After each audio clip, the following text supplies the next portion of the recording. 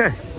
All right, And we're speeding. thank you. Hi, I'm Susan Castellucci, and this is Chapter 3 of I Am the Comic Book.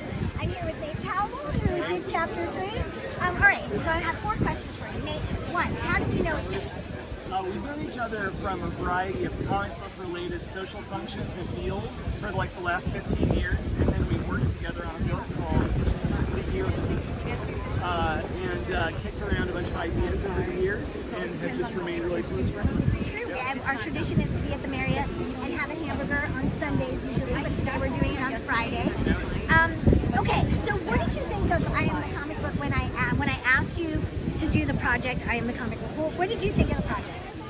Well, I enjoyed the fact that not only was it a shift in format, like obviously it was being published on every day as a tattoo, but the fact that it was going to decay and be replaced. Are you guys online? But the fact that the pages as tattoos were going to decay and be replaced, and also the fact that people needed to come find you in person to actually see it at the publication. Yeah. Okay, and then the other thing is, what did you think of the prompts that I gave you? Which, if I remember, was like Maxie makes it to the planet below, and it doesn't seem like there's any life, no plants, but they find some bones. Maybe there's an indication. Well, looking at the art for the previous chapter and trying to sort of like bridge the gaps between the information you were giving me as a writer and what I was able to kind of like, step beyond that.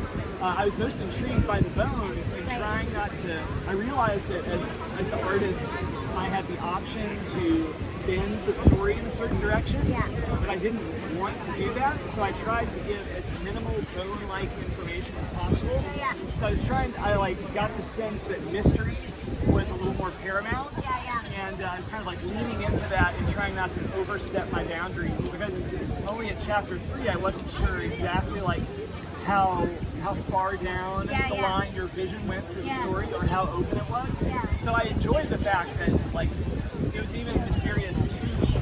Yeah, I think what I'm trying to do is have it be like a real springboard, so it really is like an exquisite corpse. It's like I get inspired by what the artist does before me, you know what I mean? Like, so I looked at your bones and then I'm like, okay, what's my next prompt then for the next? So it's kind of like a real like collaboration. I liked what you said before too when we weren't on camera. Thank you, sir. I will get your name later. It's like that it's all about sort of post-pandemic, like seeing a person, in person, like with the project. Okay, last question.